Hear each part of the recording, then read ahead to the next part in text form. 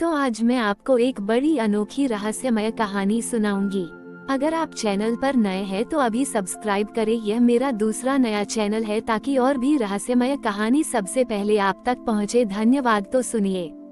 एक बहुत पुराना और फीका पड़ा हुआ नक्शा था जिसका नाम मार्गचित्र था।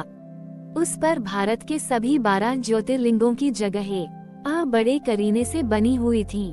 मार्गचित्र को अपने ज्ञान पर बहुत गर्व था, लेकिन वह अंदर से दुखी था। वह जानता था कि वह सिर्फ कागज का एक टुकड़ा है और उसने कभी उन जगहों को महसूस नहीं किया था जहां वह लोगों को भेजता था। एक दिन अरब नाम का एक युवा और उत्साही तीर्थयात्री उसे एक पुरानी दुकान से खरीद कर ले गया। जैसे ही अरब ने उसे छुआ, मार्गचित्र ने एक ऊर्जा महसूस की।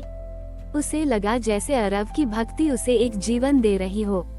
मार्गचित्र ने अपने मन में एक यात्रा शुरू करने का फैसला किया, एक ऐसी यात्रा जिसमें वह जगहों को नहीं देखेगा बल्कि उनका अनुभव करेगा। केदारनाथ, उत्तराखंड। मार्गचित्र अरब के बैग में था और उसने अरब के कांपते हुए हाथों को महसूस किया। उसने देखा कि अरब ठंडी हवाओं में भी नहीं रुका। उसने साहस की भावना को अपने अंदर समा लिया। सोमनाथ, गुजरात। वह अरब सागर की नमकीन हवा में भीग गया और अरब ने श्रद्धा से सिर झुकाया। मार्गचित्र ने नम्रता की भावना को महसूस किया। महाकालेश्वर, मध्य प्रदेश। भस्म आरती के दौरान अरब के दिल की धड़कन तेज हो गई थी। मार्गचित्र ने समर्पण की भावना को अपने अंदर भर लिया। रामेश्वरम, तमिलनाडु। यहाँ अरब ने अपनी भीगी आंखों से प्रार्थना की। मार्गचित्र ने प्रेम और भक्ति की सबसे गहरी भावना को अपने अंदर सोख लिया। काशी विश्वनाथ, उत्तर प्रदेश। जब वे गंगा के किनारे थे तो अरब ने गहरी शांति महसूस की। मार्गचित्र ने उस शांत हवा में ज्ञान की भावना को महसूस किया। वैद्यनाथ, झारखंड। अरब ने एक बीमार व्यक्ति के लिए प्रार्थना की। मार्गचित्र ने करुणा की भावना को महसूस किया जब अरब का दिल दर्द से भर गया। एक एक करके मार्गचित्र ने सभी 12 ज्योतिर्लिंगों की भावनाओं को अपने अंदर समा लिया। उसने ओंकारेश्वर के संतुलन, भीमाशंकर की ऊर्जा और कृष्णेश्वर के विश्वास को अरब के दिल से महसूस किया। जब अरब ने अपनी यात्रा पूरी की तो उसने अपने बैग से नक्शे को निकाला। वह हैरान था। नक्शा अब फीका नहीं था। उसकी रेखाएं अब हल्की चमक रही थीं, जैसे उनमें जीवन भर गया हो। अरब ने नक्शे को छुआ और महसूस किया कि यह सिर्फ कागज का एक टुकड़ा नहीं है, बल्कि भावनाओं का एक संग्रह है। उस दिन मार्गचित्र ने अपनी असली पहचान पाई। उसे एहसास हुआ कि उसका काम सिर्फ रास्ता दिखाना नहीं था, बल्कि खुद एक रास्ता बनना था। एक ऐसा रास्ता जो आस्था और भावनाओं से भरा था। अरब अब उस नक्शे को बहुत सहेज कर रखता था। वो सिर्फ एक रास्ता दिखाने वाला नहीं था, बल्कि अरब के आध्यात्मिक सफर का साथी बन गया था। जब भी अरब दुखी होता, वह नक्शे को छूता और उसे रामेश्वरम की भक्ति और वैद्यनाथ की करुणा महसूस होती थी। लेकिन अरब का एक मित्र था, निरंजन, जो एक तार्किक और वैज्ञानिक व्यक्ति था। उसे इन सब बातों पर विश्वास नहीं था। निरंजन ने अरब से कहा, ये सब तुम्हारे मन का वहम है। ये सिर्फ कागज का एक पुराना टुकड़ा है। मैं इसे वैज्ञानिक रूप से साबित कर सकता हूँ। निरंजन ने वह नक्शा ले लिया। उसने उसे अपने माइक्रोस्कोप के नीचे रखा, अलग अलग रोशनी में देखा, लेकिन उसे कुछ भी खास नहीं मिला। वह हंसा और कहा, देखो, इसमें कुछ भी नहीं है। ये सिर्फ स्याही और कागज है। लेकिन एक रात निरंजन अपने काम में बहुत तनाव में था। उसे अकेलापन और निराशा महसूस हो रही थी। तभी उसकी नजर उस नक्शे पर पड़ी। उसने अनजाने में ही उसे अपने हाथों में ले लिया। नक्शे से कोई रोशनी नहीं निकली, लेकिन निरंजन के दिल में एक अजीब सी भावना भर गई। उसने महसूस किया केदारनाथ की बर्फीली हवाओं में अरब का अडिग साहस, सोमनाथ की नमकीन हवा में अरब की नम्रता और महाकालेश्वर की आरती में अरब का समर्पण। निरंजन की आंखों से आंसू बहने लगे। उसने महसूस किया कि कुछ सच्चाइयां सिर्फ दिल से महसूस की जा सकती हैं, आंखों से नहीं देखी जा सकती। निरंजन ने अरब को फोन किया और कहा, तुम सही थे। ये सिर्फ कागज नहीं है, ये भावनाओं का एक पुल है जो हमें ईश्वर से जोड़ता है। उस दिन मार्गचित्र ने अपनी सबसे बड़ी परीक्षा पास कर ली। उसने एक ऐसे व्यक्ति को भी रास्ता दिखाया जिसे किसी पर विश्वास नहीं था।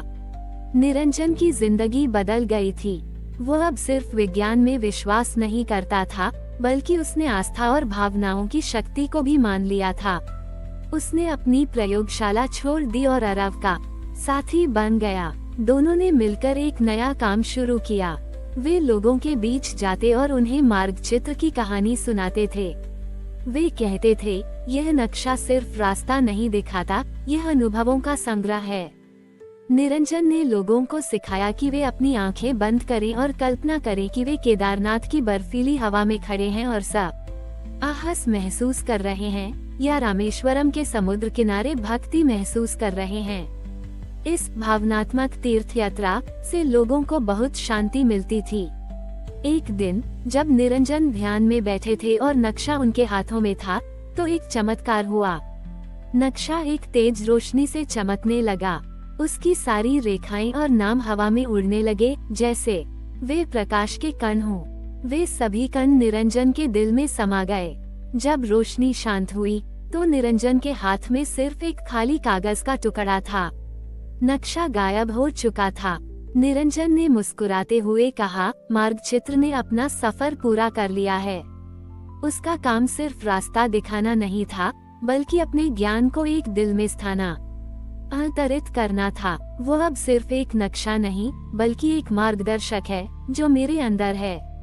उस दिन से निरंजन और अरव ने लोगों को ये सिखाना जारी रखा कि सच्ची तीर्थयात्रा बाहर नहीं, बल्कि हमारे दिल के अंदर होती है।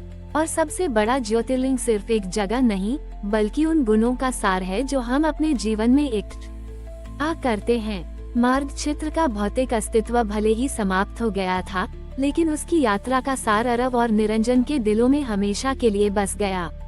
अब उन्हें किसी कागज के नक्शे की जरूरत नहीं थी। उनका दिल ही एक जीवित नक्शा बन गया था, जिसमें केदारनाथ का साहस, सोमनाथ का धैर्य और काशी का ज्ञान अंकित था। अरव और निरंजन ने अपने जीवन को इसी सेवा में समर्पित कर दिया। वे दूर दूर तक यात्रा करते थे, लेकिन अब वे मंदिरों का रास्ता नहीं बताते थे, बल्कि लोगों को भीतर की यात्रा करने के लिए प्रेरित करते थे। वे कहते थे, भगवान को खोजने के लिए दूर मत जाओ। अपने भीतर के क्रोध को देखो, उसे रामेश्वरम के प्रेम से बदलो। अपने डर को देखो, उसे महाकालेश्वर के समर्पण से जीतो। मार्गचित्र की कहानी एक किंवदंती बन गई। ये सिखाती थी कि कोई भी चीज तब तक बेकार नहीं होती, जब तक वो अपने उद्देश्य को पूरा न कर ले। एक खाली कागज ने यात्रा करके खुद को भावनाओं और ज्ञान से भर लिया, और अंत में खुद को मिटाकर दूसरों को रास्ता दिखाया। इस कहानी ने साबित कर दिया कि सबसे बड़ा तीर्थस्थल कोई स्थान नहीं, बल्कि एक दिल होता है, जो अपने हर अनुभव से सीखता है और खुद को एक ज्योतिर्लिंग बना लेता है। हमारी और भी आध्यात्मिक एवं अनोखी कहानियाँ देखने के लिए हमारे चैनल पर जाएं तथा धार्मिक एवं पौराणिक अनोखी कहानियाँ हमारे चैनल पर है, कृपया जाके देखें तथा हमारे चैनल को सब्सक्राइब करके रखें और वीडियो लाइक जरूर करें। धन्यवाद।